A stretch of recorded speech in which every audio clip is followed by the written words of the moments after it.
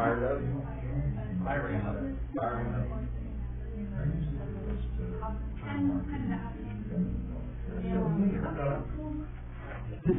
How are you doing?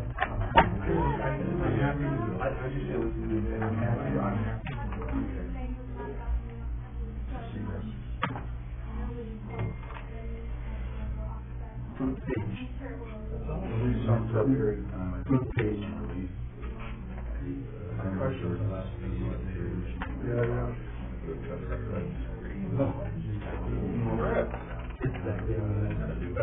know. I just sometimes go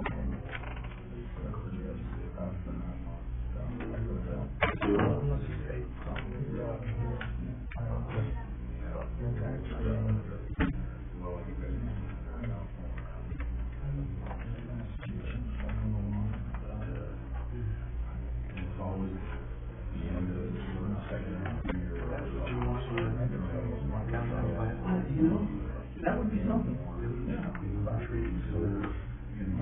I just like to go there. I don't know where that is.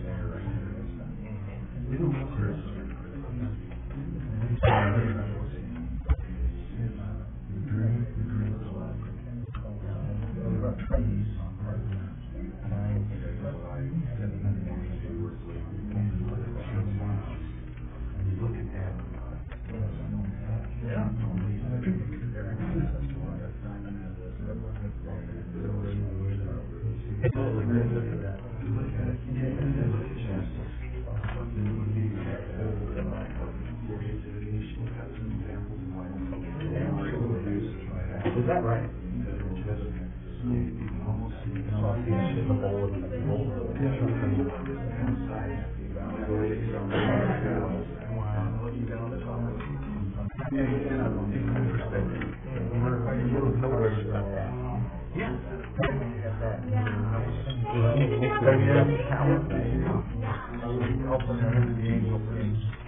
And I got baseball in the Tampa Bay first base coach. Really? Yeah. He was coming and he says, "Hi, I've got my son-in-law. What's the kind of name they have? Not roasting stuff. I'm going to let me become the first baseman." And this guy came and said, "Hey, it's my birthday next week. So the fall." That's great. I love that. You know, it's kind of fun. So, what do you do? You have a long time no see. I go down to my sister. It's awesome. With my ninth grader and my seventh grader in the same concert. Nice when you can double up like that. Yeah. And then I also went with my kids. Have you guys ever been to the Bountiful City? So it's pretty pricey. It's a fondue restaurant downtown. And it's really fun. So what we did was, they call it cheese and chocolate. So you get a bunch of stuff to dip in cheese, and then you get a bunch of stuff to dip in chocolate. And it was great. It was really fun. Cool. Yeah. Okay. Not very many. That's all the important is here. Yep. Cheese here. What you're saying. Well, no, it's just my hand. It's fine. Come on, this is, you might want to look at that one sometime. Okay. So there are some things in there which might be good. Yes. Are you ready? We are.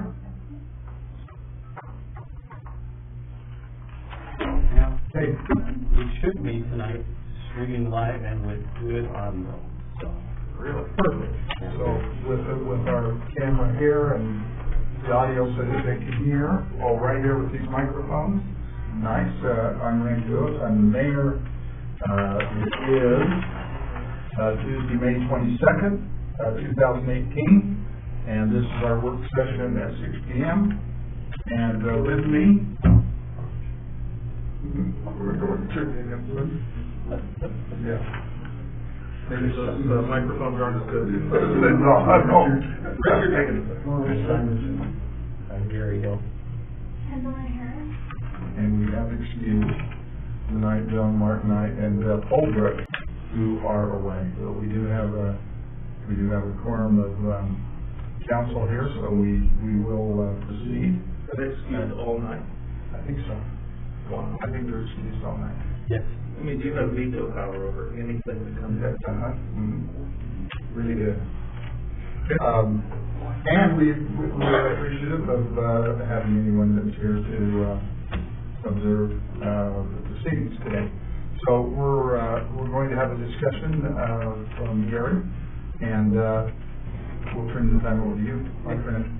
So I would like to first apologize on behalf of John Mark and Beth, who would be here electronically if I had not forgotten to add that to the agenda. They couldn't actually be at this meeting, but they would be at the regular meeting. But I forgot to add that to the agenda. So they may be watching on YouTube. I don't know. But I'm very sorry for that.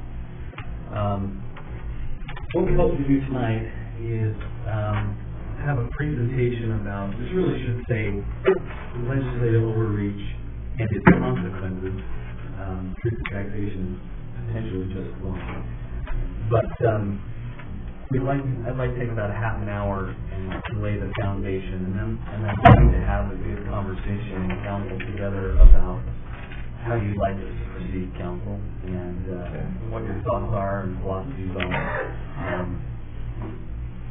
To begin with, I just wanted to point out, this was, the last couple of years we've seen really an unprecedented amount of legislative mistrust in local government. And I can't call it anything other than that. Efforts to take away local authority, efforts that are in essence saying we don't trust our local elected officials, we need to be the ones making the decision. It's gone the other direction too, toward the executive office. But just we have been constantly under attack by legislators who I don't think understand how local government works, many of them, or the consequences of taking away local control. I just wanted to point out a few just from this past legislative session. I think we tracked, I can't remember, Mayor, 400 bills that affected local government. Not all of them bad, but a large majority that had negative impacts. Senate Bill 189, which passed, this basically preempted all of our local ability to regulate and negotiate about where small cell wireless facility goes within our right of way. The initial bill, before it was heavily amended with help largely from Clinton and Lee, would have allowed small cells. By small, we're talking about the range in which they transmit, not the size of the facility. The size of the facility can be as large as a refrigerator. You just need more of them. The bill would have required that we allow, with no compensation, essentially, these facilities to go into any public building anywhere. As it is, we cannot stop it from happening in the public right-of-way. You can't stop it from public utilities in the right-of-way, with the exception being power poles, which we were able to negotiate to get out. The light poles, things like that. There are fees that we recover, but this was basically just crammed down our throat. One of the legislators that sponsored it literally brought a gavel to one of the meetings and laid it on the table and said, it was a large gavel, that we're just going to do this. Senate Bill 167, food truck regulations, preempts local licensing in some cases and some land use. For example, you cannot require a food truck to tell you where they're going to be located on a site before you give them a building permit. You can tell them you have to comply with our ordinances, but you can't say, before we give you a license, we want to make sure you're on a safe location or away from the driveway. So it's actually a lower standard than we require of a brick and mortar establishment, all of which have to be required. It does other things too. And that's the second or third iteration bill in a year, about food trucks. Homeless Services Amendment. This would have charged cities to pay operation and maintenance costs for nonprofit homeless shelters. It would have been a direct bill to our city. This was done in conjunction with another bill, which is really the subject of our conversation tonight. That one did not pass because Senate Bill 235 did. We all know about the Port Authority, which was the legislature essentially saying to Salt Lake City, an inland port is too important, too big for one city to operate, unlike an international airport, apparently. Right. And so they preempted 100% of local zoning and land use authority, taken 100% of the RDA tax increment, and I think Salt Lake City, and it's a third of the land mass of Salt Lake City. Correct me if I'm wrong. It's a third of the land mass of Salt Lake City. Salt Lake City has one vote on the board, I think about 12 people. It was just completely an authoritarian takeover. And the problem that creates for us is it continues the precedent was created with MIDA, which is the Military Installation Development Act, which at the time was said, we're going to preempt local authority, create our own governing board, and even if it's in your city, if it's military-owned property in the city, we're going to create an authority that allows us to do development. You don't get any of the tax revenue. You still have to provide police services. Which is what we did at Falcon Hill. Yes, it's Falcon Hill. It's Falcon Hill really that happened at Hill Lake Horse Space. And what we were told at the time was, this is such a unique situation, this will never happen again.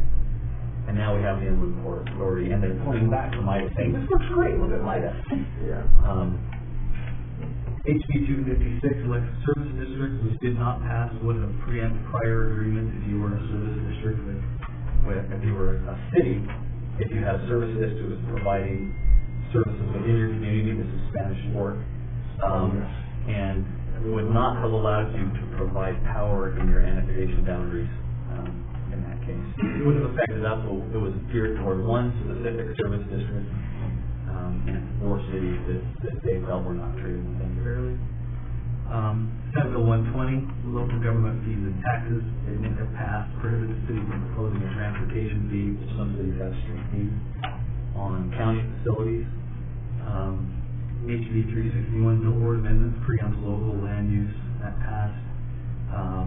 Legislative Oversight Committee, this is a picture from the trip with Beth, who of course he was our president, I believe, this year, testifying, and the bill sponsor, which would have given the legislature to review all local laws and powers, audit and review all local laws and powers, indiscriminately.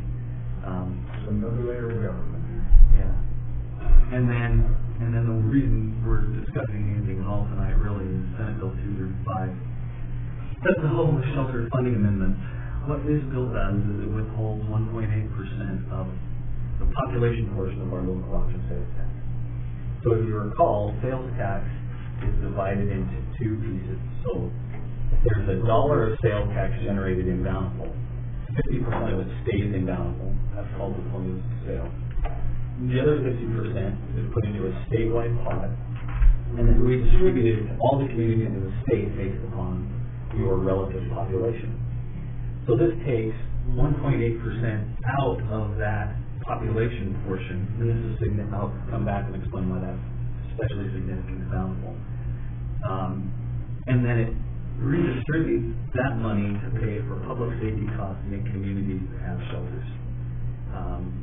That's $5 million that's going to be taken annually from cities. It's capped at $200,000 per community, which also it disproportionately impacts us because there are other communities that would generate a lot more, but don't, like the West Valley, so they're capped, which puts the burden on everybody else. And for us, that's $75,000 annually taken out of our general fund, plus whatever growth happens on into the future. I just added a quote at the bottom. Saratoga Springs has also a fairly significant impact. And they're going through the taxation just like you're considering to recoup that money. And this is their reasoning. Ours is not a criticism of the cities that are impacted by homeless shelters. You've heard and understand your appeals for help. Our concern is the method that the state has employed to reallocate our revenues and in general attacking cities' authority during this and past legislative session. Very well stated. So that's what brings us together tonight. So some of the impact of SB 235. The first thing that needs to be mentioned is the local option sales tax is not a tax that was imposed by the legislature on our residents. It was a tax that was authorized by the state, but our local officials had to impose it for the benefit of our residents. The state is now coming back then and saying, well, we know that you imposed it and that you took the political lead to do that, but we're going to take a portion of it back. In a year when they had, I can't can't remember what the budget surplus was. It was a lot. Yeah. You know, and the issue, the homelessness issue is an issue it's a real issue, but it's a statewide issue. At any rate, there is a disproportionate impact to Bountiful because we rely very heavily on that 50% population distribution. We have a high population and a small sales tax generation base relative to other communities, which means we get the majority of our sales tax revenue from that pot, but now having 1.8% taken out of the top of it. A community like Park City, which is the exact opposite, more small population, big sales tax, they won't have nearly the impact of something like this, even though they generate more property taxes than the sales tax. And then it directly affects the basic services in Bountiful City. The general fund is the fund by which we provide, police services, streets, parks, etc. And the low-hanging fruit is obviously streets.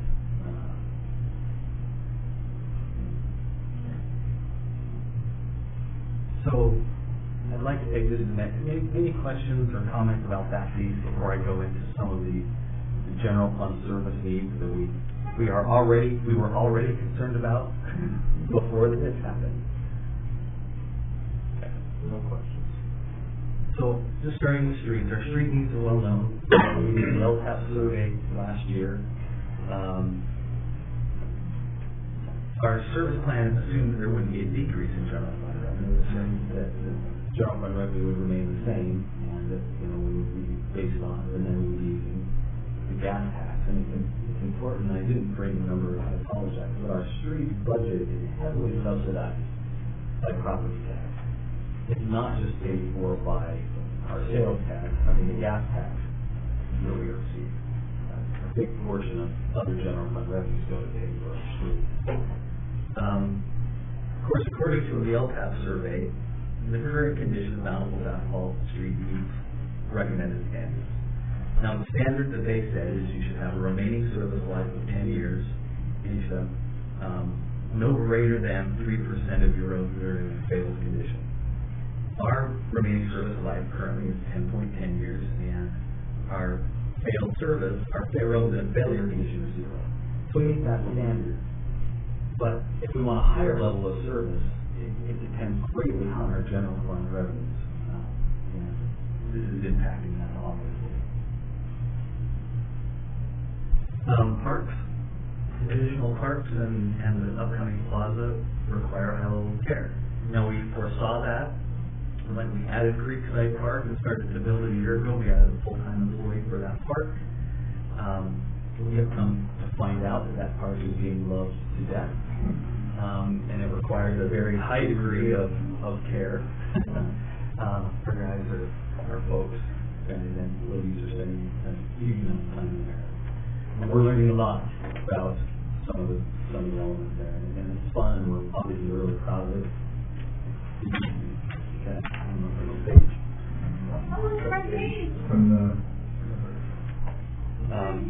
On the front, 101 things to do from the Clipper, Davis County.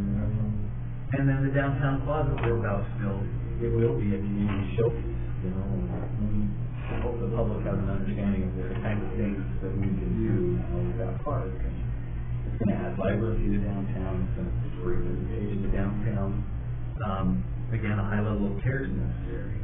That picture on the right is, I think most of you might recognize it. This is a picture from a blog called The Salt Project that had a very lengthy write-up about our park, and that blog is followed by especially Lonnie bloggers, all over the state and into Idaho. And many people commented on it and showed up and then began posting pictures. Look where we are, and that's great. We love the visitation. Visitation brings vibrancy, it brings revenue with it.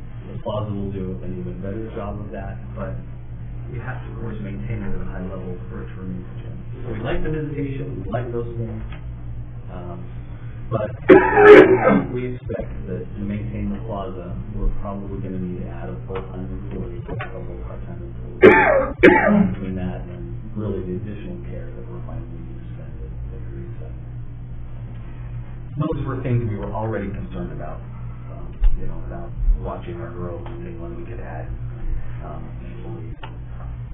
I think we have added one FTE, one full-time employee in Bountiful, just one that I can think of in 5 years. We also reduced an entire FTE in that same period of time when Dan left. So I think we've had a net zero increase in employees in 5 years. Before that, I don't know how long it's been since police will get there. 12 years ago, we hired two. So we're very careful about staffing, but their needs. Okay, police.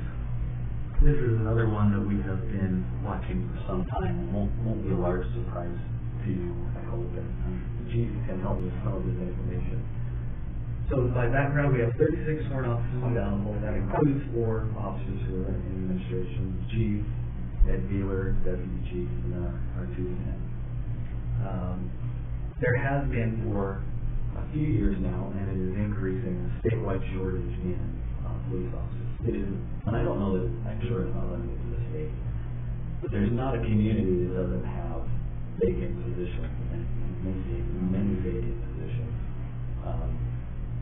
I think the trend started as policing started to become more criticized.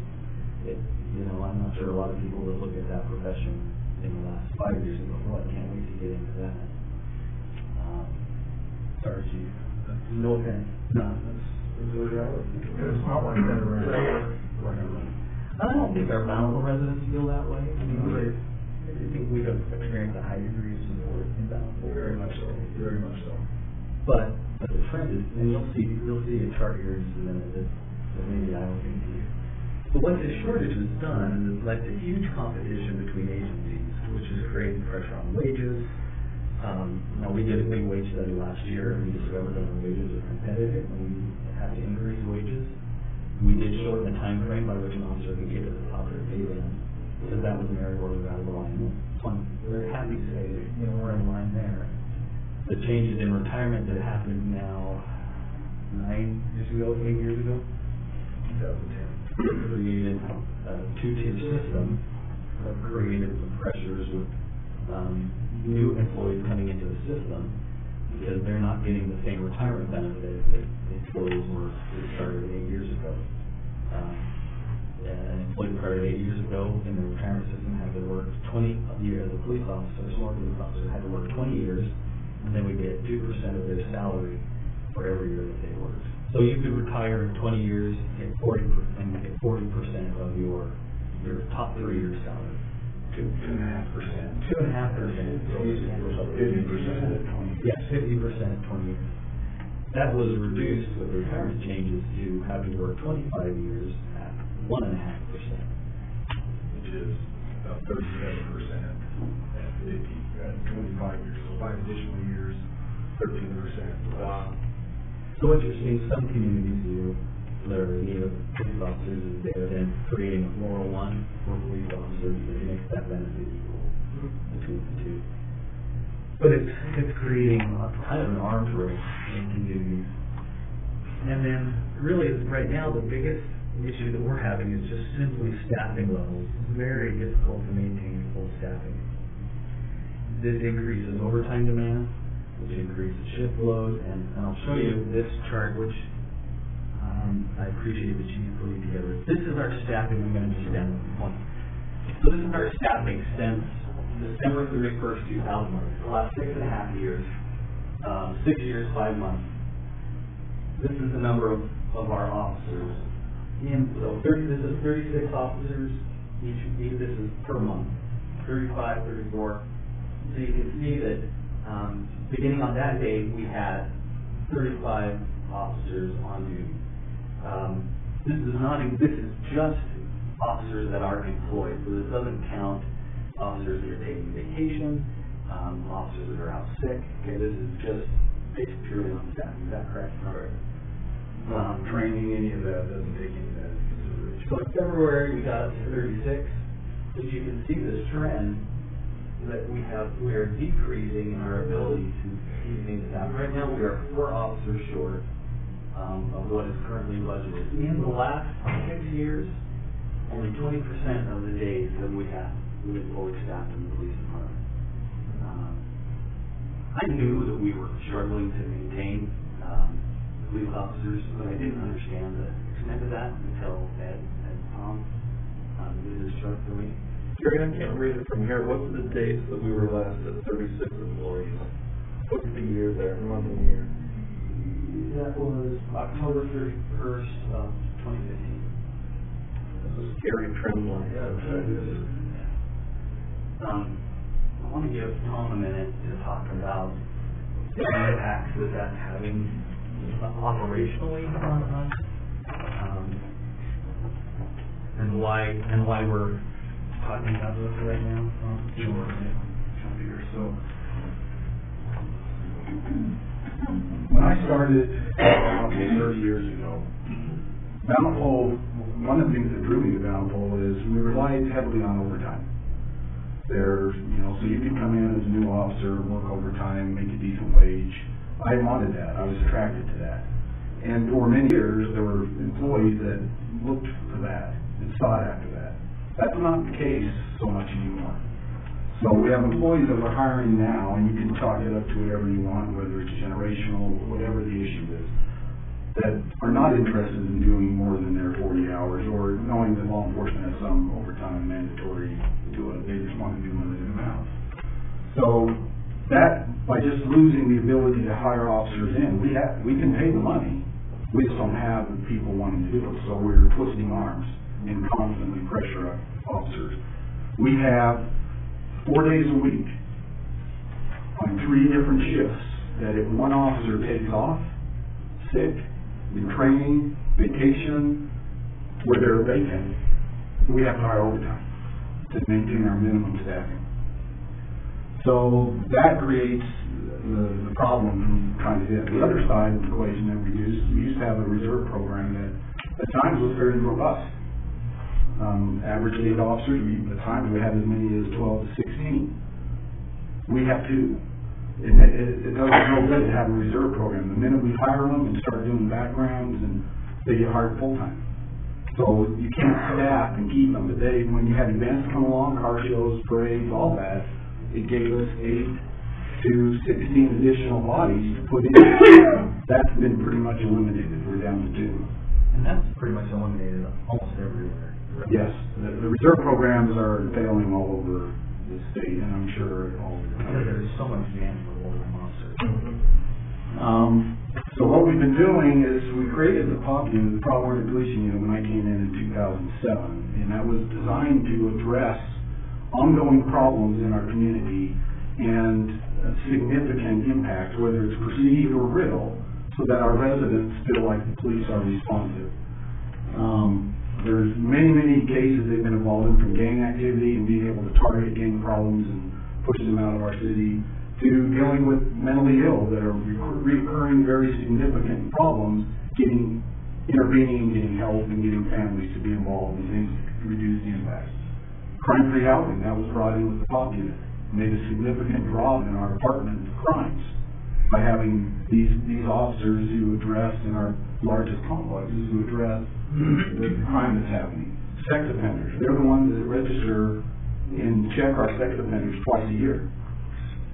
Our numbers dropped from over 60, actually it was about 70 before we started this program. We average around 40 now. And it's not designed to run anyone out, but if you're going to be here in Bountiful, you're going to register and we're going to verify, and if you break the law, we're going to address that, and that's a significant part of it. So our POP unit, we have shut down our POP unit multiple times over the last 4 years to be able to move them into the patrol unit to try to have staffing levels that we can maintain. Whenever we do that, we lose that ability to deal with crime. So our robbery, for example, that happened down at the pawn shop. That day, while we're investigating, the POP unit is tasked with, as soon as we identify who we're looking for, was finding that individual. We're going out and locating. So we knew very quickly that they had left the state of Utah and drove 23 and a half hours to that suspect in Texas. things like that is critical for us in our trying to determine where we deploy resources and those things. So not only have we had to use the POP unit, we actually started this last year pulling detectives out and putting them on the street for a month at a time. Because again, our patrol side is we have to have certain levels of staffing to be able to respond appropriately and be safe. Some calls require 2 officers, some require more. And if we don't have officers available to do that, then I start hearing from family members and spouses saying, you're putting my husband or wife at risk because you're not staffing appropriately and making it so safe. So that gives you just kind of a quick idea of, you have this loss of resource between reserve program, hiring people in by overtime. You start pulling other divisions to move them into patrol, which is really our core function, and that creates the problem. The other side of it is really increased over the years is our administration folks are picking up a lot more of what line people would have done. They're working patrol shifts. Events that, big events and stuff we've always wanted to be a part of, but there's a lot of small things that you have an administrator working it because we can't cover it with anybody else. It's important to our community that we do those things.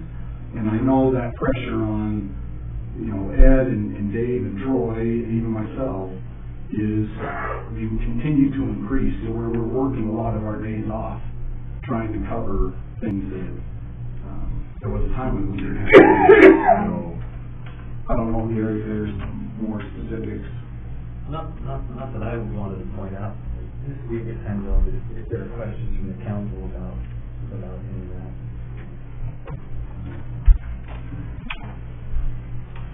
It's kind of a perfect storm of things coming together. And it's not to say that overtime is bad. There's a lot of times when overtime is a very good method for keeping costs low because it tends to be less expensive than a full-time employee. You can always reduce overtime. It's harder to let go of an employee get to that point. But the trend that we're seeing with being able to cover shifts is really problematic. Anyway, I just think though, it maybe speaks to, I know that it's a trend everywhere, not just Bountiful, and so if we have salaries and if we're equitable in our budget, then it's really more of a problem of like societal, or tell me. It's a widespread problem. The specific problem for us is that we're finding we're not able to meet our basic policing needs, which depend on 36 police officers, and we can't even meet that because we can't stay fully staffed. And we can't stay fully staffed because it's not an attractive profession. There's less people applying, so significantly. I can tell you the year that I started in '88, there were over 500 people applying for one full-time position at Bountiful cafeteria. We used to host those in the school cafeteria. The last round that we just ran a test on, we had 8. And we are eliminating a large number of those because they're not qualified, they have criminal background, the psychs, there's things about them that, potentially this isn't a career for them. So what do you recommend? For me, it's become very clear, even in a tight and difficult hiring environment, we have to have wages and benefits that are competitive. And I appreciate that you and the city have been responsive in trying to ensure that we have that. Because when you put an advertisement out and we can't even show that we are competitive, of course they're going to go in other areas. Sure. And when you have places like Salt Lake and Unified and Highway Patrol that are hiring increased numbers of people, that's people I worry about losing. We just lost an officer in Unified 2 weeks ago over the Tier 2 retirement system and the 401k contribution. Salt Lake City was given additional taxation authority when the prison came. They decided to implement that sales tax authorization. And with it, a big portion of it, they're planning to hire 27 to 50 additional officers. They're adding about $12 million to their budget to accomplish that. So, and this isn't an arms race. We're not trying to keep up with the Jones or any kind of popular person or population thing. just a recognition that the pressures that are taking our officers away are getting greater, and that trend of being able to be fully staffed is going. We have to be competitive. We hope to, in my mind, as I've looked at this, and I've had many conversations all across the state on this issue, I see it as trying to build the right environments, create a place that people want to stay and work, and keep that a priority, but likely have to reduce staffing or increase staffing levels so you don't drop as low. It may not ultimately put more people on the street than we had at one time, but we can't go down 4 bodies and function. When you think about it, we have 21 people in patrol, including 6 of those are supervisors. When you lose 4 of those 15 bodies, that's a significant drop in your ability to respond to calls. So we have to pull people out of other divisions in order to fill that gap. So I think my hope as we continue this conversation, and as Gary and I have talked, I think we've got to increase the numbers. There's plenty of justification for even more bodies to maintain what we're doing. But at the very least, if it keeps us from dropping into the hole so deep, then we improve the work environment. And when we get our study on with our employees, the overtime demands is one of the top 2 issues of what would drive them to leave or make them not want to stay. That's significant. You got to seeing as an opportunity for bolstering your income. Yeah, it's a weird. You have a few that have been here for a longer period of time that love working overtime and continue to work it. And if we could fill everything with overtime, I wouldn't be here. As long as we're not burning people out. But that's not the case. We're arm wrestling. Our supervisors are making phone calls every day to fill overtime shifts, and that's not a good environment. And, we've been talking about this for at least 3 years. Yeah. To one degree or another. You've asked the question, okay, you have to work overtime. It's a job requirement. You know that going in. It becomes mandatory. If you have a surplus of police officers in the industry, that's one thing. But if you don't, then that's just an incentive to leave. Oh yeah. Right. So that's not much of an option. Yeah. And a constraint. The other thing that we haven't even talked about is active shooter incidents, particularly in schools. There is a great amount of talk in the legislature about requiring officers to be in school. If that comes to pass, I mean, I don't know what we're going to do. I mean, we already have an officer assigned to every school, but they're not in every school every day. And I'm telling you to really effectively be able to control the school, you have to have 2 assigned to the school. So you have to have an officer there. Can you imagine? Can you imagine a mandate to have an officer in the school? So you have 1 officer in the school, that person takes the day off and the shooting happens, and then immediately, why do you have somebody there? I mean, your mind can sort of go down that path. We don't want to, but one thing that we've been able to do with our level of policing is we've been able to provide a presence in all of the schools, which is really important to the reception, and I think, and the relationship between the community and the police. And how many schools do we have? Around 15? 15 schools, including elementary schools. Yes. So we have full-time officers only in the 2 high schools. We have officers assigned 12 hours a week in the 4 junior highs, and then we have officers assigned 3 hours a week in the elementary schools. The city funds the entire elementary school program. There is no cost sharing with the school district. The district pays half of the cost of the high school officers and the junior high officers. Well, to the point, it was half the officer about 20 years ago. I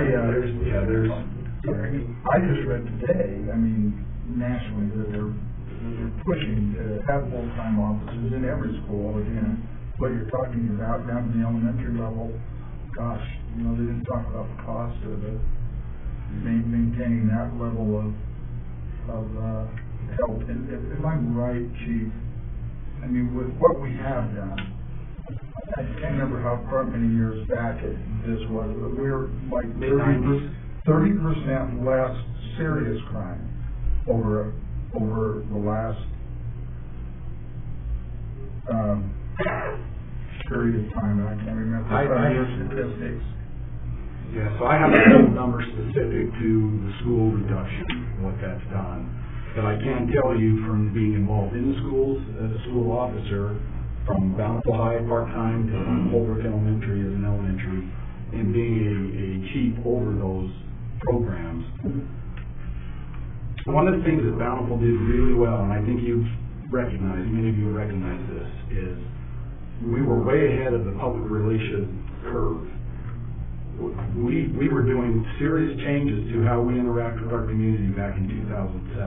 So when 2014 rolled around, we already had a really good relationship with our community, and we didn't feel the negative impacts that many communities were feeling between police and the trust levels.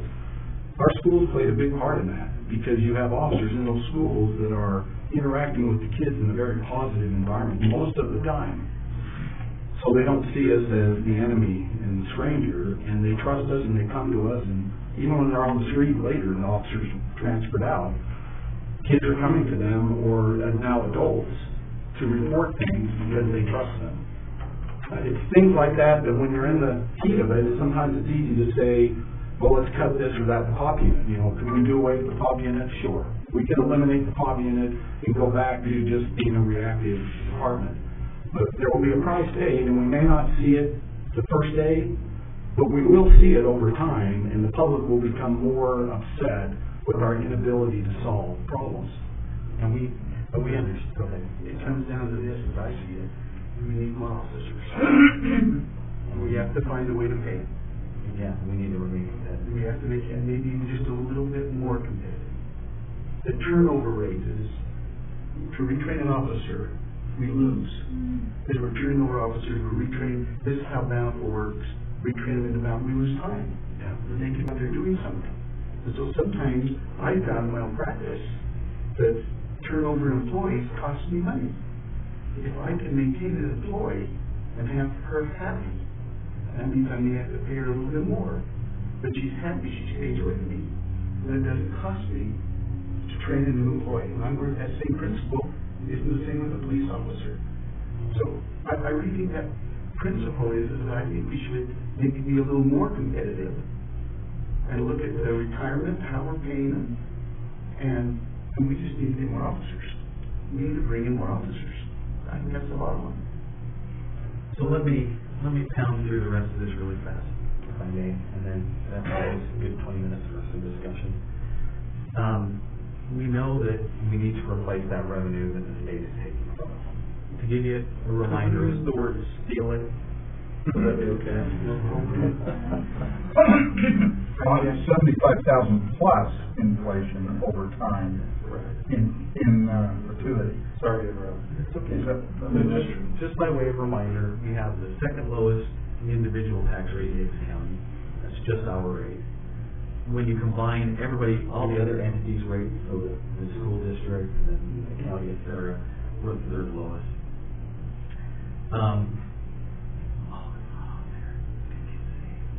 Well, I'll just have to share the numbers with you before I go to the policy question.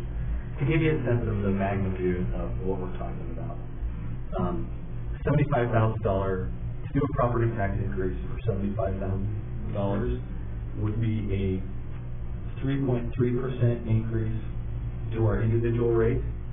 So that top one, and it would be to the taxpayer, it would be a 1% increase to their overall property tax bill. Does that make sense? You need to replace just what? Just 75. So the question for the council is, do you want to do just that? Do you want to take advantage of this and this opportunity, since we are going to be considering it, and take a look at solving some of the other needs that we have out there? To do a $100,000 tax increase would be a 4.5% increase of our own rate, and I think that translates to like a 2% increase 2.3% increase in the overall rate. So you can multiply that by, $100,000 increments if you want. So you said if replacing the stolen $75,000 will be 1% of the combined rate? Yeah. It'd be 1% increase. Right. So how did we jump another percent plus just by adding another $25,000 to that? Maybe I misunderstood. Yeah, and I think I brought the numbers. It would make a lot more sense. But you do know the numbers, if it were at 3%, if it individually affected me by 3%. Yeah. How much would that translate into money? So here's what I'm going to do. Difference with the police.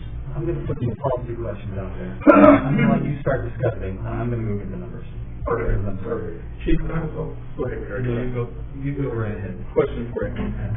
I know that there are intangibles that make Bountiful officers, and other cities may have them as well, that make Bountiful officers stick around, I think, to a higher degree than other departments have. How do we communicate those to people, or do they just discover them when they come?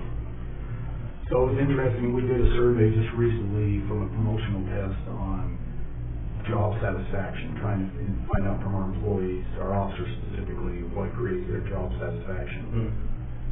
One of the big draws of coming here and wanting to be here is the reputation of the department across the state. They see that as a very positive thing. The relationship in the community, which they don't know before they come here, but as they come here, they see that as a big positive. All of those things make me feel very good because you must create a culture and environment that people want to be in.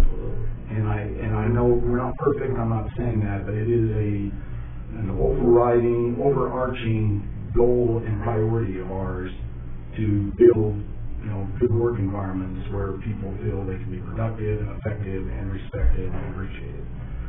So what was interesting is officers that had less than 5 years here made it very clear that pay and staffing is enough to make them leave. Even with those positives and knowing that they might be going somewhere that might have less, they're willing to do it for pay and not having to be pushed to work too much. So that's kind of where the balance has been for these years, is at what point do you start to cross over to where even the good things you're doing aren't sufficient, and I think that's been happening. Yeah, and I really don't want us to become a training ground for those young guys who really abhor overtime to come here, get some years under their belt, and then leave because we have a...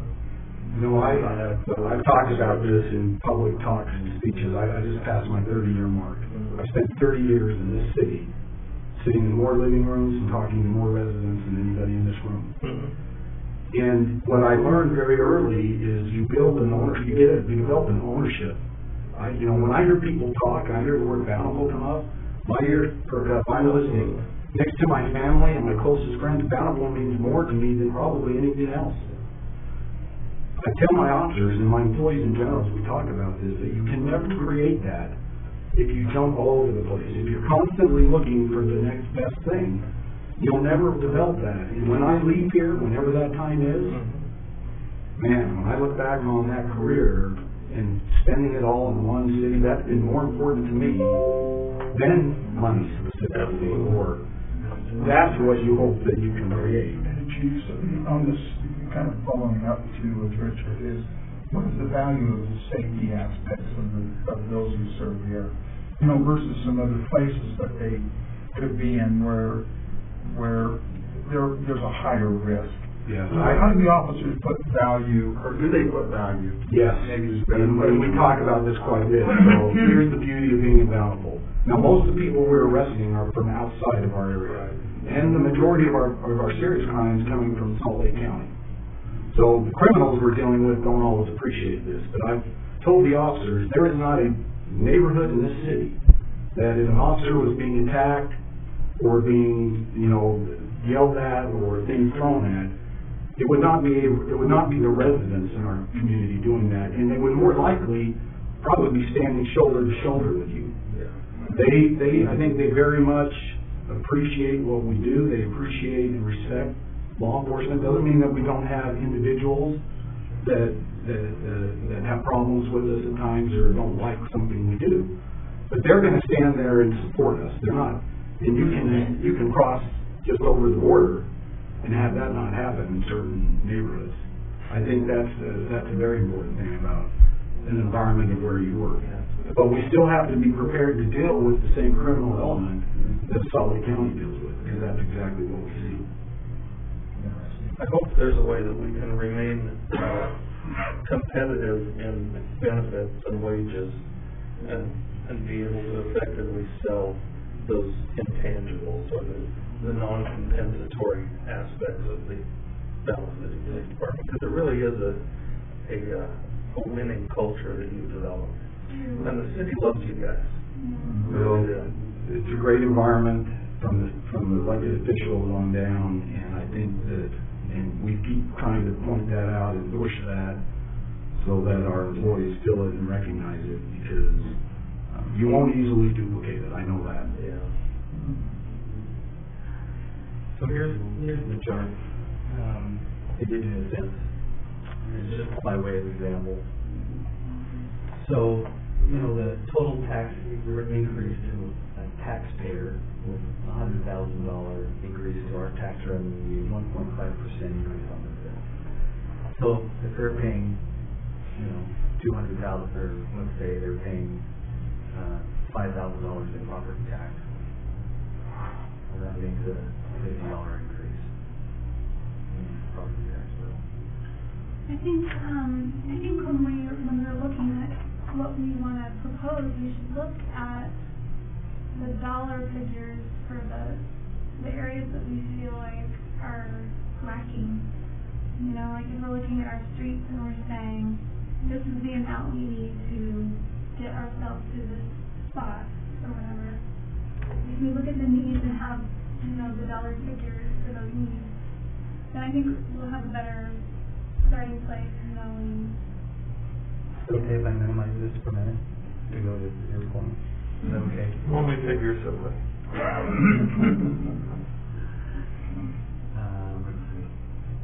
And so hence the questions,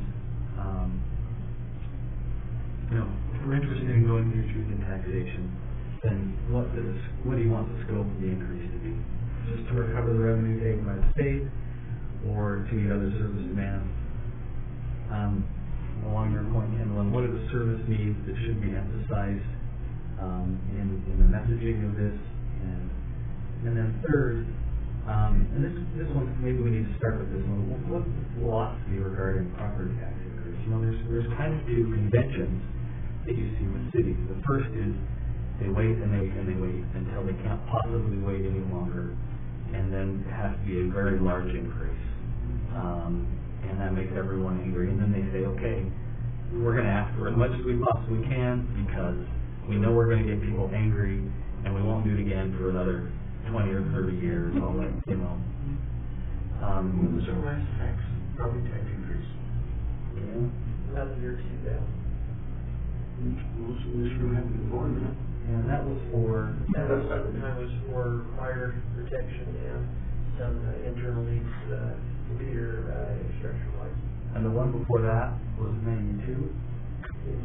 And the one before that was never. So, that I could tell.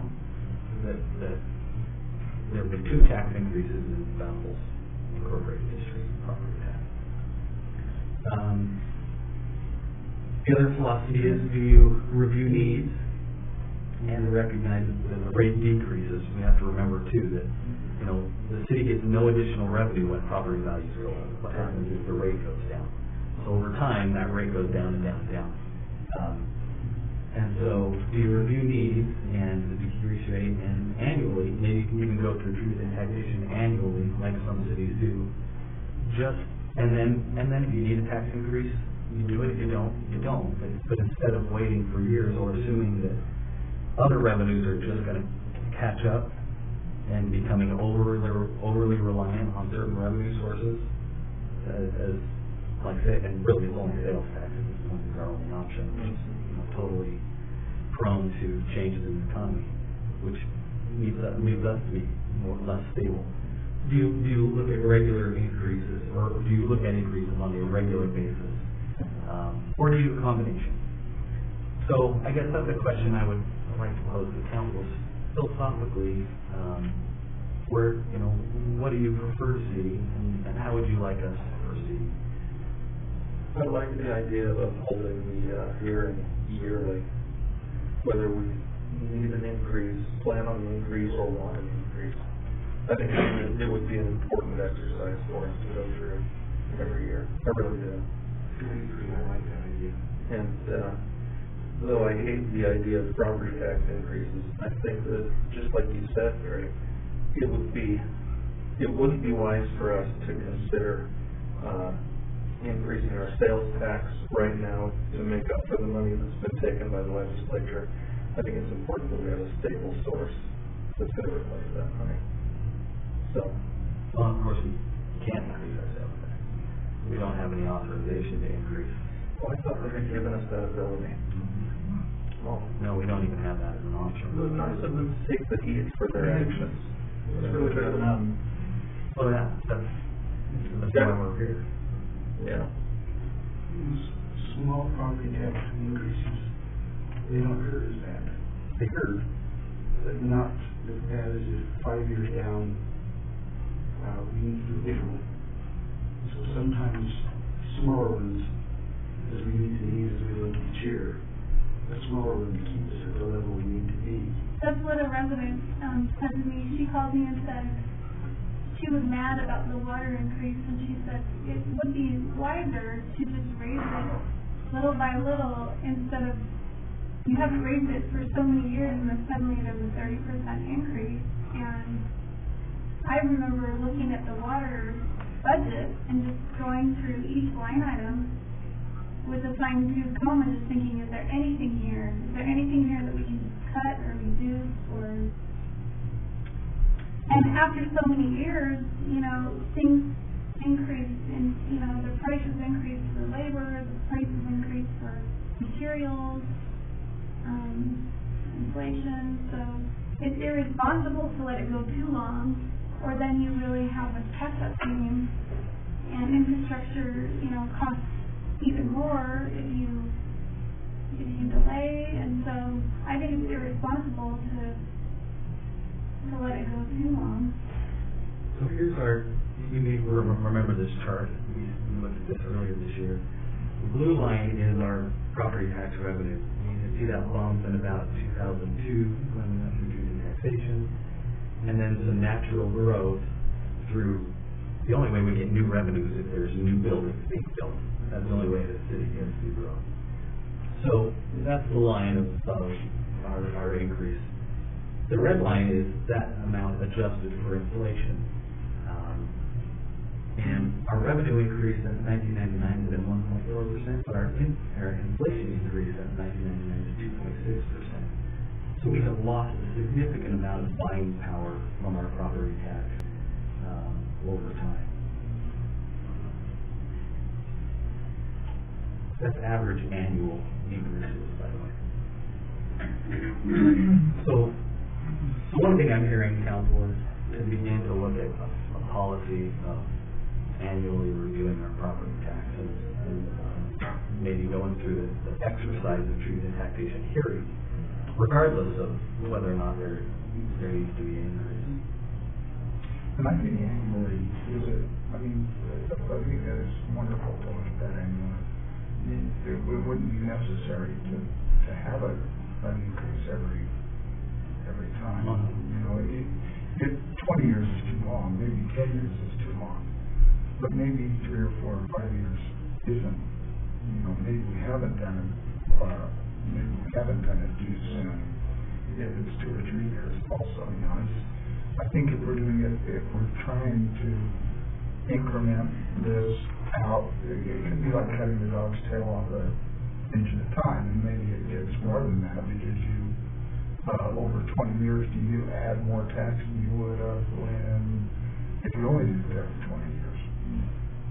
Understand what I'm saying? If we did a 3% in the last 16 years, and now we're going to do a 3% increase. If we would have done it every year, if we would have looked at it every year, what would that increase have been at this point? But at least you look at the need every year. Yeah, I mean, that's an important thing. That's an important thing. Yeah. So I have to disagree with the person that talked to Campbell on fees that are small and singular, like the water fee that we charge. I think it's better to just, Paul talked about it, roller coaster hills and how revenues and costs intermingle. I like the way we've done it, is holding the line on costs, and then when it comes time to bite the bullet and do it in one. Well, sewer districts is a good example. I mean, we've been 30 years at $76 a month, which is 4 times less than the next one in the state of Utah for monthly fees. They're being most likely going to be doubled to 10 to 12. Well, it's like 100% increase, but it's still half as much as the one that's next to us. So even though it looks like, 30 years, and it looks like a big increase, it's still pretty small. Amortize that over 30 years is pretty small. Exactly. So my feeling about property tax is somewhat different because we are such a small percentage of the entire property tax bill. I don't want to wait and hammer people with a large property tax increase in the future. There's always some entity in the county that's adjusting the property tax rate. And as much as I hate to see those things go up, I think it's wise that those entities, us included, look at what the least amount of increase possible that can sell our needs is the wisest course of action. And that way we don't have any big property tax costs. That's my feeling. And even the Utah tax, did you mention that already? Yeah, Utah tax. So I think, Gary, that I suppose that the other two would probably feel, and we're going to find out if they feel the same way, is that I think this, what you've given us is really good. A yearly review, but also that we need to meet the needs beyond what the police are doing. This is the time to, I think Cameron said it, you've all said it, that there's 2 or 3 other places. Farmington just all of a sudden added $3 to everybody. It's $3 to everybody's bill every month for roads. It didn't. It's a different way of doing it, but a lot of people are not very happy about that. I think this is a much more fair way to do it. It's less regressive, certainly. A tax on property is kind of a tax on wealth as opposed to a sales tax, or a fee, especially a sales tax. Correct. Let me ask one final question, if I can. Then, so what will happen administratively here is that the council will adopt a tentative budget only on the 12th for the upcoming year. There will then be a truth and taxation hearing on August 7th, where you would actually adopt the finalized rate. In the meantime, we have to, for the purpose of property tax bills, we have to give the county a tentative rate based on the amount of additional revenue we want to generate. We haven't done detailed calculations, but we know that, for example, an additional officer in salary and benefits is about $110,000 mid per, sort of 5 years in. Is that 5 years now? Yeah, which is the most that we would give credit for in hiring somebody that has experience. And on top of that, you're talking about to fully equip the officer at an additional $54,000, $52 per officer. And we feel like we can offset that additional cost without any kind of an increase initially, right? Because we would just take the existing funds to equip the officer, and that would include vehicles and things like that.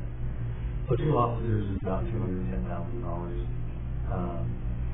At some point, we're going to need to look at an additional person for Plaza, and possibly that can maybe be paid for through other growing revenues.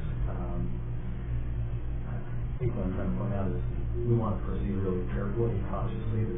The greater need needs to be replacing what the state is taking and taking care of our public safety, and then the next need after that is going to be because that will take care of our street and public safety needs, and then the next need that we will look at in the next year and a half to 2 would be part of it. Yeah, I think public safety has to be number one. Okay, maybe I can say, I know you've run out of time, but real quick, remember when we did our first retreat after Gary came in and started having the council come, and those of you that were here, and public safety was way down in the list. Third priority, Chief. I didn't see that as a negative, and it was shown to me very clearly that the reason it's low is that things are going well. I mean, we see public safety is handled, it's not a big need, and I actually appreciated that. So now we're at a point where it's kind of flipped, and now public safety is becoming a much more significant issue. So, because I'm committed to keeping costs low as well. I mean, even though the equipment stuff, Gary's saying we'll do number one is to try to help as well as best we can. Replacing what your statement imposed on us, not that it's the number one issue. So what we're looking at is probably something in the range of that $300,000, which would be 4.5% increase to of taxpayers' rate. What I propose doing, council, is for us to come back with a little more solid number for you for the conversation on the 12th. We adopt the tentative budget and be in communication in the meantime, about that. So, are you comfortable with that approach? Yeah. Yeah. Okay. We will yield in the chamber.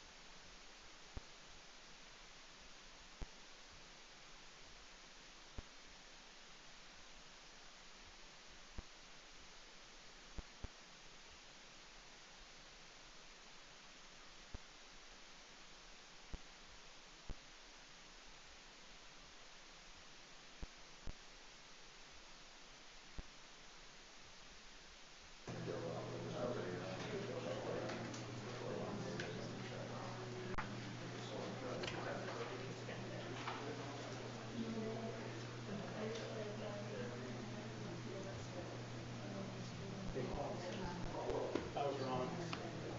Well, wait, tomorrow, first thing to do, just buy one. Do you have one? I thought I knew where to get those. And then I want big stuff. I used to change the computers. Live. That's right, it's right on top of the desk. That's right. Karate Kid. What you looking for? It's HDMI to VGA. It's not to VGA, it's to DP display port. Display port. Yeah. Oh. I do. Oh, yeah. Go back to Flip it up anyway, huh? kids and teachers for visitors. Thanks, Nikki.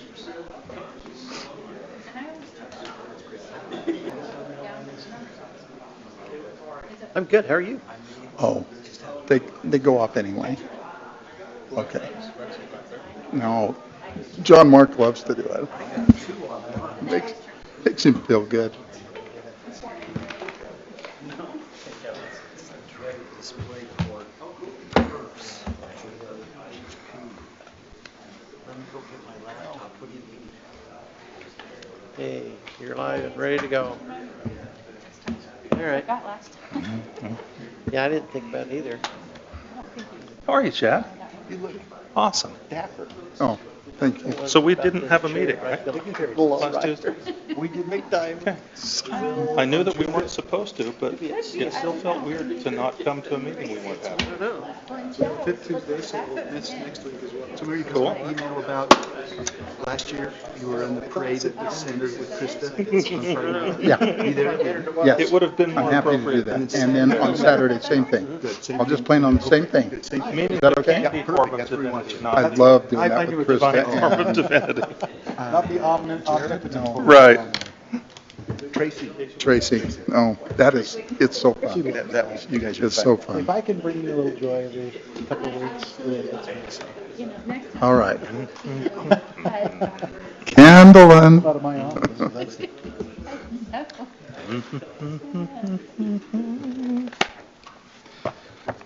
Mayor, I think Chris would like to sing a song for us while we wait for That would be Councilwoman. wonderful if you'd go ahead, Chris. Chris? And no, he will do it though. I have a sore throat. You got a sore throat. Thanks, Richard. Oh, Candlin. Throwing you under the bus whenever possible. What a day.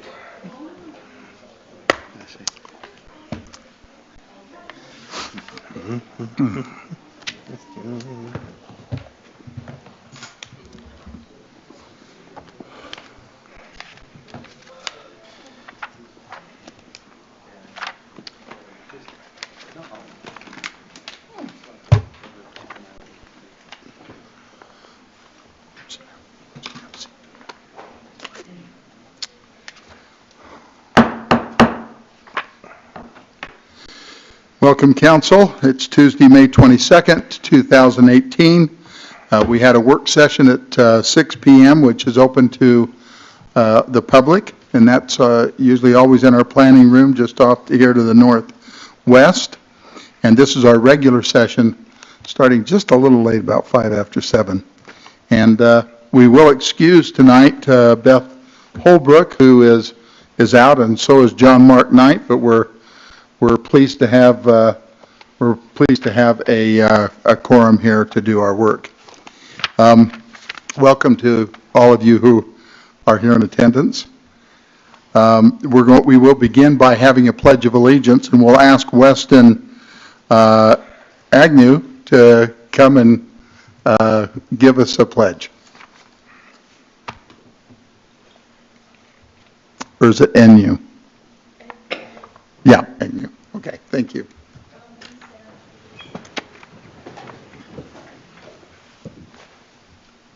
I pledge allegiance to the flag of the United States of America and to the republic for which it stands, one nation, under God, indivisible, with liberty and justice for all. Thank you, Weston. Job well done. And our prayer tonight is with and from one of our wonderful Bountiful residents here, Larry Lynn Porter. And we appreciate you, Larry, being here for a prayer. Thank you. Thank you. It's an honor and a privilege to be here. Let us pray. Our Father in heaven, we come to Thee and with grateful hearts and ask for Thy Spirit to be with us during this meeting, that we will understand which directions to take and questions to ask. And again, we are so grateful to be members of this community, a beautiful community, the city of Bountiful. We ask also after the meeting to take us to our homes in safety. And all these we ask for in your Son's name, Jesus Christ. Amen. Amen. Amen. Thank you very much, Mr. Porter. Thank you for being here. This is the time for public comment. This lasts up to 10 minutes. We ask each individual to say their name and come to the podium here and speak up, but not longer than 2 minutes. And we have a little clock here that we keep track of that, and we've got some people that help us here. So we'll now open this up for public comment.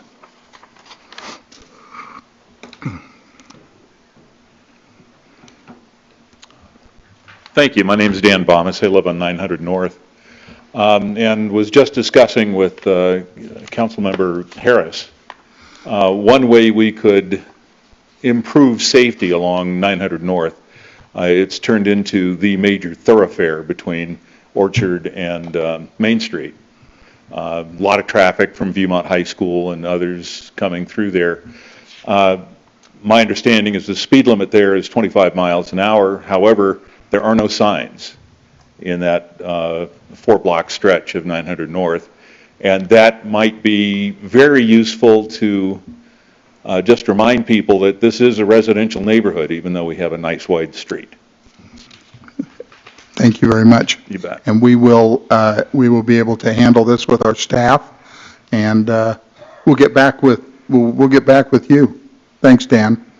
Yeah, I think the neighborhoods are supposed to be all 25 miles an hour, I think, is what it is. But it's kind of a default, and I'm afraid that people don't default to that 25 so much. We see it on Mill Street as well. So thank you. It's a good reminder. Anyone else? Going, gone. With that, we'll end the public comment time, and I ask for approval, Council, from the previous meeting on May 8, 2018, if there's any corrections or additions to the minutes. Then I'll ask for a motion. Mr. Mayor, I move that we approve the minutes of the previous meeting on May 8th. Second. Any further discussion? All in favor? Aye. Any opposed? So those minutes are good.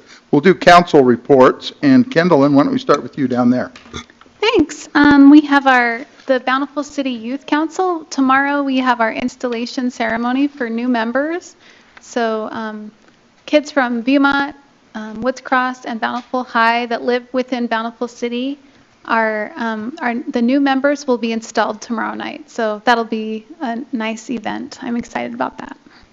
Thank you, Kendall. Kendall, would you just tell us again just 2 or 3 things that the Youth Council does during the year? Sure. The Youth Council is really involved in the community, and they do things like help do like service projects for kids. We do like an Easter egg hunt and a Halloween activity, and we also do Coats for Kids. The Youth Council really helps a lot with Coats for Kids, the car show coming up on Father's Day weekend, and just a lot of things in the community. The Youth Council gets involved, and what a great group of kids. Thank you very much, Kendall. Thanks. So I don't think you have anything, Chris, so we'll skip. No, I think you have a whole bunch. Mayor. Chris, go ahead. Last weekend we had the chalk art on Main Street, and I hope everyone had the opportunity to see it. Such beautiful artistic work done on Main Street. It was just absolutely Chris, wonderful. can we ask how many saw it? Good. Jane, stand up. Jane, we love you, by the way. You're great. Now, I was in California, but it was sunny. Is that right, Jane? We got pretty much through it. We had a beautiful 4 days. Yeah. Yep. That is wonderful. Thank you. Sorry, Chris. No, that's fine. I didn't recognize her without her hair back tied. There we go. Yeah. There's Jane. It was wonderful. Thank you very much. My grandchildren loved it. They were thrilled to be there and watch it. Also coming up, Mayor, is the 20th annual Coats for Kids car show. Trying to hide there in the back is the president of Bountiful Rotaries Club back there. This is our 20th year, and it's a wonderful event, and we hope that since it's Father's Day weekend on the 15th and the 16th, that you will bring your dads, boys out there, bring your dads, buy them a little dinner, and then come and watch the parade and watch the burnout, which is very, very fun. And I think it's going to be a fun week, and we thank really the city, Mayor. The city has been so supportive of this event. And of course, we couldn't do it without the city and without Chief Ross and Chief Bassett. They've both been absolutely wonderful with it. So also we've got coming up the concert in the park, and we had Again, Jane was involved with the Bountiful's Got Talent, and that was a great event, and they're going to be performing in June at the Bowery. I'm sorry, at the Fourth North Park, and so I'm hoping that we'll all take an opportunity and come out and listen. Thanks, Mayor. Thanks, Chris. You know, for those who are attending, you know, we just have about a half a dozen major events downtown a year. They are heavily used by many, many people from even outside of Bountiful. Jane, do you have an idea how many people came to Chalk Art this year? I remember it was somewhere like 15,000 or more last year. Do you have a number for this year? Maybe it exceeded. We're talking 15 to 20,000 people down on Main Street to see the Chalk Art. Do we have any kind of number for the car show? Uh-oh, Chief, what do you think? I'm sure we bring in probably about 15,000. I mean, you can't put any more on Main Street. No, it's yeah. So if you haven't been down there, I think the invitation is really a proper one, an appropriate one, and you'll really have a lot of fun. So, thank you, Sir Richard. Nothing this evening. Thank you. Thank you. We will then, on their next item, consider approval of weekly expenditures of greater than $1,000 paid April 30th and May 7th of 2018. I'll look for a motion. Move to approve those as printed. second. Any further discussion? All in favor? Aye. Aye. And that motion passes. I did fail to say a couple of things here on my end, and that is, I think some of you get our Bountiful City newspaper or newsletter that comes around. One of those items, if you look, is that Memorial Day at the Bountiful City Cemetery, and you'll know that we have 16 of those white crosses that represent all of those from, is it just Bountiful? Just Bountiful. Just Bountiful, 1,600, all who have lost their lives and served since the War of 1812. And they each have a name on them. They're in alphabetical order. You cannot put flowers on people, all of us who have sites to take flowers to on Memorial Day. Those dates begin Thursday, the 24th of May. You can begin taking flowers until June 3rd, and then June 4th, they kind of clean up the park on that. But this is, each cross means a great deal to these families, and it is impressive to go and remember those who have blessed us with our freedoms that we have today. I mean, my father was at Pearl Harbor, although I haven't served in the military. You know, I feel a close connection to those who serve because of my dad and what he did for our country. So that's something. Just maybe if you saw the Clipper this week, the front page of the Clipper shows our new park. How many of you have been to the new park on Mill Street? So you in the red shirt, stand up. Tell us, you got to speak loudly. What did you think of the park? Oh, yeah, the park is very cool. I really like the big bridge and the river that you can go down in, and the big slides. And I like the water area that you can play in, like up there. I think it's really cool. That's what, I didn't pay him to say that, by the way. So I think that's the reason that it's on the front of the Clipper. I want to thank Will for that good review of the park. Absolutely. Yeah, that's just awesome. It's so busy. I think people from outside of Bountiful are coming to this park. That street is just covered with cars, and it is a wonderful park. So if you haven't been there, I've had lots of people that go on those trails that feel like they're in Mueller Park Canyon when they get down on those trails by the river. So we're just so pleased with the staff and the others who have worked so hard to make this a great, great thing for our city. So we're glad to see it on the front cover. Can I make a comment? Sure. Always stay upstream of a baby in a diaper. Yeah. Think about it. Yeah, we don't have to think about it. We're good. All right. Hey, one other question if I Sure, could. please, Richard. Gary, the adjustment to our 2011 FEMA grant that was taken care of out of these expenses, was that an expected and budgeted expense, or was that a surprise? No, it was a semi-surprise. They came in and reviewed and wanted to close out the grant. Galen, about how long ago did they start that process? Was that 6-7 months ago? Actually, they started quite a while ago, about a year ago, but they got delayed a little bit because they've asked the state to clear that out because they were our distributing agency. Federal government paid the state paid us. And they closed the whole thing out. The bigger projects a little bit earlier, but these smaller projects and do you want me to comment on the $32,000, almost $33,000 you're referring to? When FEMA paid us for the wind event, that was primarily due to the amount of debris that was hauled to the landfill, was planned to be ground up into compost and then distributed that way. It was determined later on that there was so much coming in from regular collections that we didn't need to grind it, it could just stay there. But since they had paid us for it, with the intent that it would be ground up, we had to remit that back. Okay. Well, just reading through those reminded me of that event, and though the windstorm was certainly not something we hope to repeat, the response by the community in rallying together was just something that I'll always remember. It was a pretty amazing project. So, anyway, thanks. Thanks, Richard. So we'll turn this next item over to you, Chad.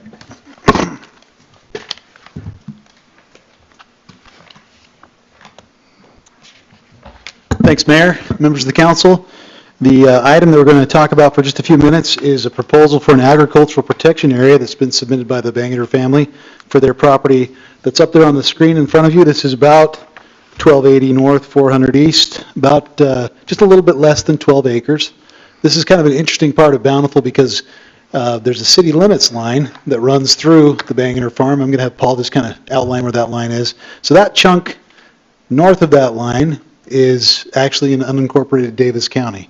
Kind of an interesting thing that we found as we went through this application. The Bangeters made application to Davis County and Farmington City as well for this same type of protection area at the same time as they went through for Bountiful City. Just to talk about the process just for a moment, when a property owner applies for an agricultural protection area, the state has certain criteria that have to be reviewed in terms of whether or not this should be adopted. They also have a process that has to be followed. The process includes a review by a board that's appointed by the county. It's called an Agriculture Protection Advisory Board. That's something that Davis County has organized and appointed some folks to that committee. It also has to go to the Planning Commission for review and recommendation. Both of those things have happened. The Agricultural Advisory Board met and discussed this item on April 9th. I was in attendance to that meeting up in Kaysville, up at the Utah State facility up there. They forwarded a recommendation to you as the City Council to approve this proposed agricultural protection area.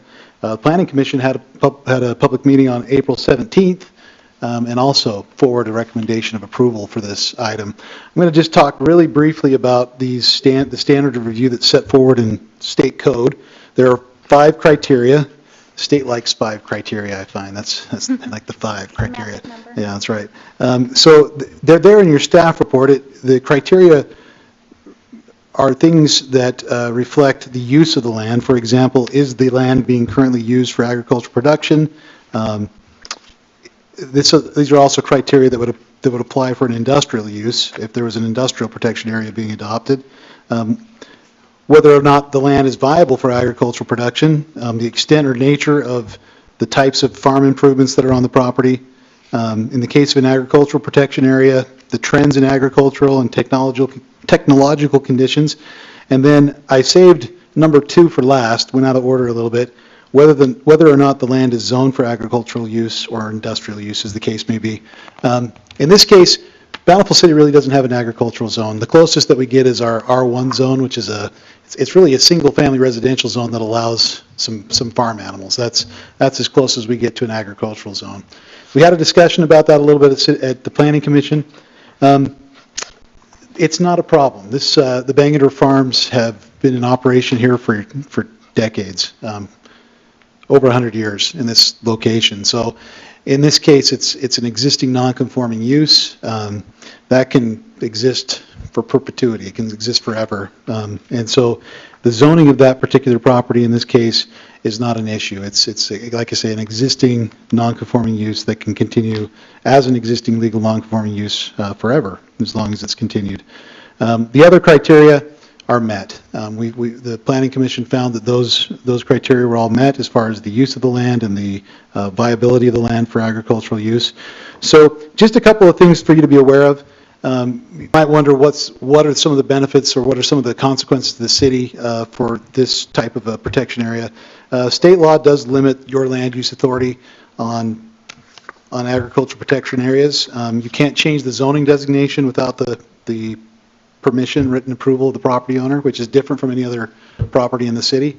It requires some additional procedures. If we decide to do an eminent domain action on the property that wouldn't apply to other properties, there's a process for taking it back out. That was one of the questions that came up at the Planning Commission. It's kind of a similar process to creating the area. And then there's some requirements that if we were to have a subdivision or some development close by, there's some requirements for recording a note on plats of subdivision related to it's providing those people with a notice that they're moving in close to a farm, so that they don't complain about all those things that go along with being close to a farm. We don't anticipate that being an impact. Not a lot of undeveloped land around the farm. That's not under the control of the Bangerters. So again, just don't anticipate any significant impacts to the city based on this action. With that, again, just bringing forward the Planning Commission's recommendation that you approve this proposed agricultural protection area. Now, state law requires that we hold a public hearing at the City Council. This is the only public hearing. We didn't hold one at Planning Commission. There wasn't really one at the Agricultural Advisory Board, although people were allowed to speak there. We've got a couple of letters from adjoining property owners in your packet. I'm not going to take time to read through each of those, predominantly in support of the action there. So as I mentioned at the beginning of my presentation, Farmington City, Davis County both had applications for this same agricultural protection from the Bangerters. Farmington heard this item earlier this month. Their public hearing looked like just a little over 2 hours. I don't think we're going to have quite that lengthy of a discussion tonight because we are in support of this item, and we are passing that recommendation of approval to you. If there's any questions, I'd be happy to answer them. A couple of questions. Have there been final actions taken by any of those other entities? Farmington City, the county? Yeah, Farmington City has approved the agricultural protection area. Did they approve it without their restriction on future things? So they just went ahead and did the right thing? Sorry to be judgmental. Yeah. Okay. Okay. And the advisory board, was their vote unanimous in recommending it? Yeah, it was. Okay. You're talking about the Davis County? Yeah. But yes. Yeah. Mm-hmm. Thank you. Oh, and I would mention as well that our Planning Commission's vote was also unanimous in recommending it was. Passage of Thanks, Richard. So. I'm just curious, do you know of like a body that oversees or advises in terms of agricultural things, like in terms of just making sure that too many farms aren't just bought out and developed, or, do you know if there's some kind of entity that oversees development with farmland, or? There's not any kind of entity. I know that the Farm Bureau was there at that Agricultural Advisory Board meeting as well, as a concerned party about what was happening, and I think they try to keep an eye on things. They don't have any regulatory authority, but definitely interested in it. I don't know of any body that the state has, other than they have required counties to appoint these agricultural advisory boards on these matters. So we do have that body in each county. That's all I know of. Thanks. Yeah. Thanks, Chad. Any other questions from the council? Well, thank you. Thank you. With that, then, we will have a public hearing, and we will begin now with a public hearing. And those who would like to come up again, we'd appreciate it if you would tell us who you are and where you live, and state what you'd like to talk about. Thank you. It's good to be here. I'd rather be home farming. We've got hundreds of things to do. But we appreciate your time and listening. I'm Alan Bangeter, 1290 North, 400 East in Bountiful is my resident. We decided, because of many factors, that it was time to take advantage of the agricultural protection. I'm the fourth of 6 generations that's farmed this exact piece. I've got 2 more generations sitting here. I've got 3 sons who are partners with me. We have grandchildren that are working on the farm. We hope they want to continue. We never know. But we want the option to keep going. Because of some things that happened elsewhere, it was brought to our attention that that we needed protection. I never thought of it very much before. But if farmland is so scarce nowadays for vegetable growing, you can see just from this picture that when I was a young boy, there were hundreds of farmers between North Salt Lake, just along Orchard Drive, and Farmington. Everybody had 5 acres here, 10 acres there, 3 acres. Well, that's all gone now.